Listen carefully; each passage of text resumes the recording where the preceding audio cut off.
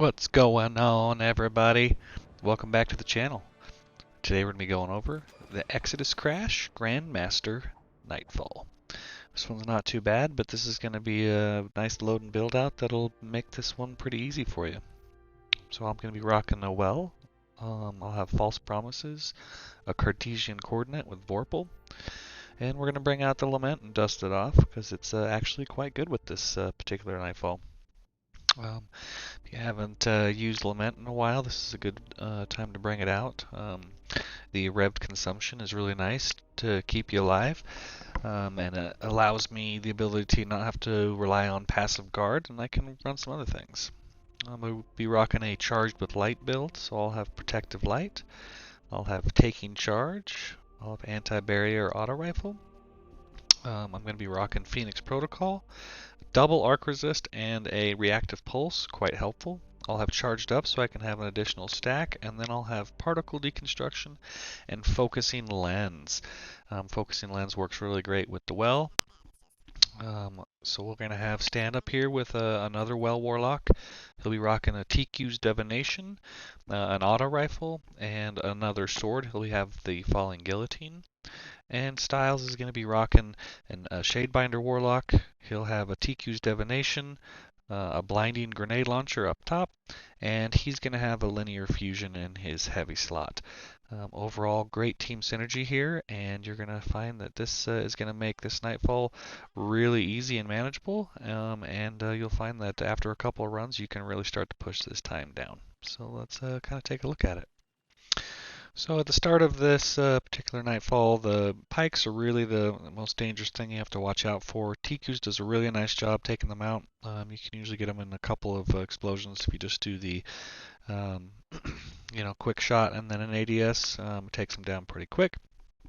And then just watch out for the snipers and of course the little web bombs that pop out. You're just going to grab all the little light things and then just progress through to this particular area. For this next part, I like to get up on this little disc right here. It provides me kind of a safe haven from the dregs and free and clear shots for all the ads and nice cover. So if you find yourself dying a lot right in this particular area, this little top left area is real nice. You'll have to watch out for the snipers across the way. Again, Ticcus Divination does a great job at just kind of eliminating them. And then we'll just kind of progress up and get the rest of these little lights done. Alright, once we get the last of the beacons down, we progress to the next level. At this point, if you've got a well, pop one at the top. You'll have a big wave of ads and an overload captain to deal with. That well will just provide you a little bit of safety and be able to clean things up really quick. Nice thing with the Phoenix Protocol that you get your super back quite a bit. So when you do pop that well, make sure that you're the ones kind of spraying the field, touching everybody, and then you'll get that assist or kill. You see there when we get to an overload champion, the Ticcus guys just hammer the overloads with Ticcus, and the sword guys will just pop in and finish off. Real nice combo.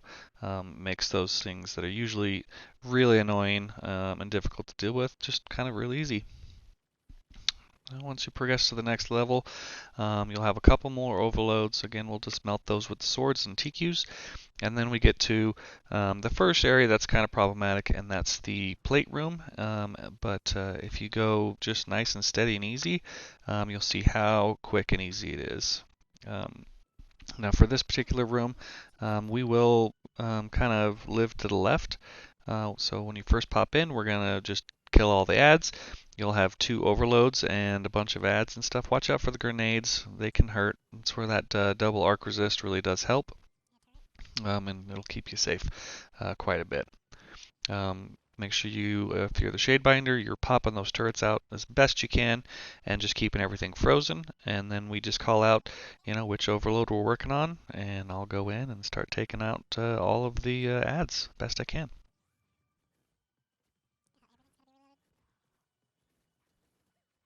Okay. On this particular one, I was, not as efficient, didn't quite use my sword like I should, and so that's a lesson learned there. Also, take advantage of your charged grenades if you're on well. It's real nice just to chuck one out and grab it on your way in, and you'll see how quickly you can just take things down with that shield on. Now, really the progress on the plate is as soon as you see champion appeared, pop off the plate and just head to the left. And we'll just live over to the left here.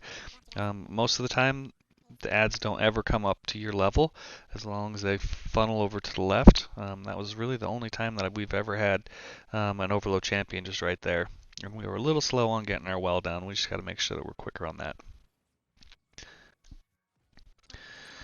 So we're just going to keep slowly progressing on this. And really the cadence is 10% champion, off the plate kill, another 10% champions, and then once you get to the 25-30%, then you're going to have the 2 barrier champions. Be mindful that when you do kill a barrier, it does spawn another overload. So that's why it's really nice just to get off that plate. We'll deal with a barrier champion real quick, and then we will get the overload and then deal with the last barrier, and then of course another overload. This is where that Reed's Regret will come in handy because he can be popping those things off pretty quick, while the rest of us are just cleaning up all of the little trash ads and keeping them off of us. Cartesian is really nice when stuff's rushing on you, especially with particle deconstruction. Really suggest making sure you have at least one of those, as it'll make your life easy, not only in this room, but in the boss room, which you'll see later. You'll see here we're just not afraid to pop our supers, doing everything we can to make sure that we have a well up, and if things get a little hairy, then we're going to have the Shade Binder in our pockets, and he can always help us out and freeze things up. Okay, well, once we get this overload down, we'll have this last barrier to deal with. We'll get back on the plate, then we'll have a couple of shielded large shanks, some more trash ads, and another overload. A lot of champions in this room. This is a good place to really start banking some lives in case you need them. But overall, we found that lives really aren't that big of a issue in this particular Nightfall, because between the wells and the way that the boss room kind of handles, you'll find that once you get to the boss room, you're going to be easy peasy. Okay, there's our last little overload. Okay, we'll get him down. We'll get the next and last set of ads up. Once we get all that taken care of, then we'll progress to the next area. Again, watching for pikes at that next area. They will destroy you off your Sparrow. Thanks, Bungie, for continuing to have the common area ads that just trash you whenever you're in a GM. One thing I'd like to say about this room too is, as you get more comfortable with the GM and you've done it a couple of times, feel free to, stay on the plate a little longer if you want, if you're feeling comfortable that you can handle the waves of ads. This was one of our first runs, and so we really just wanted to, progress really nice and slow and make sure that we had a cadence and remembered, how the ads are hitting and where they're spawning. But overall, this method is really easy, obviously not the fastest, as we're just going to take our time and go slow. We're going to progress to this next level now. Again, watching for pikes, and just grab on all of the little beacons, and then we'll progress to the next area. We're going to take out the tank. When we get to the tank area, we go directly right, just to make it a little easier on ourselves. There's a little less ads that way. Don't go too far right or you'll hit a bunch of Vex, but you can just scoot over to the right and then just follow the path, and then the tank will be pretty easy to take care of.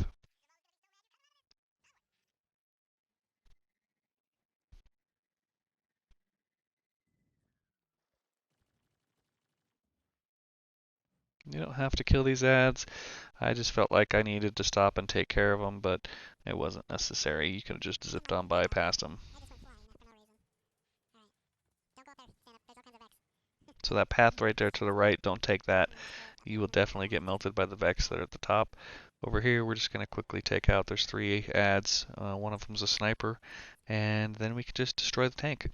This is a nice place for the linear fusion to shine again, and I'll just be popping particle deconstruction on it, and we'll be making sure that we just take it down nice and easy. Once this is done, you'll go to the dark room, where you'll have one overload, and then just some regular adds. You can push through that pretty quickly. And the important thing is, once you get to the boss room, make sure that you keep one of those shanks alive before you start the encounter, just to make sure you're set up, ready to go. You've got your turret ready. You've got at least one well ready to go, because once you do start it, it does go pretty quickly. Just take out this overload, and then we're going to progress up to the top. As you get close to the top of the little jumping part, there is a sniper to the left and then one in the little hole. Just make sure you're watching those. They can slice you up. Again, that's why the double arc is really nice. As everything in this Nightfall is shooting arc at you, and it'll keep you alive quite a bit. Really, in the boss room too is where you'll really take advantage of reactive pulse. As things are rushing up on you, the reactive pulse is really nice because it kind of stuns the adds briefly, but more importantly, it does do a good tick of damage to them, so they're a lot easier to take down. You'll see here that we are just going to take down all the shanks except for the one right in front of where we're going to stand. We're going to rock this thing to the left in the usual spot. This will be your home base for the entire fight. The boss fight is pretty quick. You'll find out that the boss is pretty squishy. You're just going to hit him a third, he'll disappear, adds, he'll come back, a third, adds with the champions, and then after that he'll come in with his swords, and you can just melt him. So as soon as boss spawns, we've got our well down. We'll go in with Lament and just take him down until he disappears. Okay. We've got that turret out there. We're all rocking focusing lens here, so all of our weapons are getting that buff to damage on top of the Well of Radiance. So nice and easy.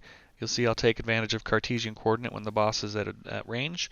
It does a real nice job at just taking him down.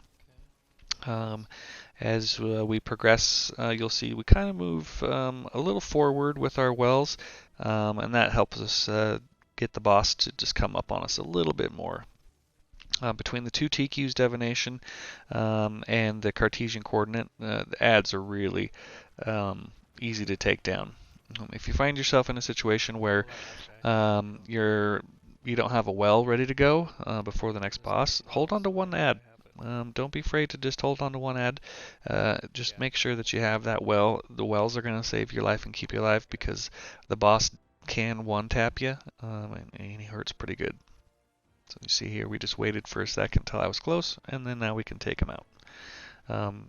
Again, just being mindful of the cadence of each encounter can really make sure that you're prepared and ready and keep the chaos from happening.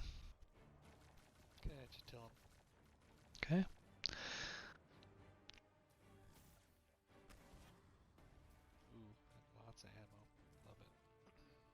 Okay, well now the boss will come back in, and it's just rinse and repeat. With the two wells, it's real easy. You've got the shade binder in your pocket. Watch out for the shanks. You do not want the shanks coming up on you because they kind of limit you like a Duskfield grenade. They keep you from moving. You can't jump. Your aim gets affected. You want to make sure that you're taking those out as quickly as possible. We've got 9 seconds on this one. Okay, go ahead and pop it when it's close. Go now. Okay, let's get these frickin' left servitor barrier. Keep his shield down.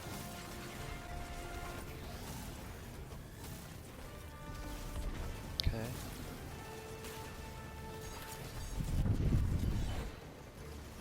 I don't have my well, so if we get... This one still has 9, so it might be good. You might need to just pop your super when it's time. Don't kill that ad to the right. Let's just let it hang for a second. What? Yeah, the shanks don't matter. It's just this last guy that's getting frozen to the right here. He's gonna push on us, just FYI. Yep. Okay, I'm good. I'll have it now. Kill him. Yep, kill him.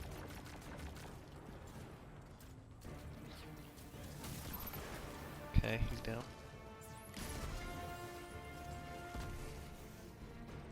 Okay, he's gonna be coming through the right side. Right side.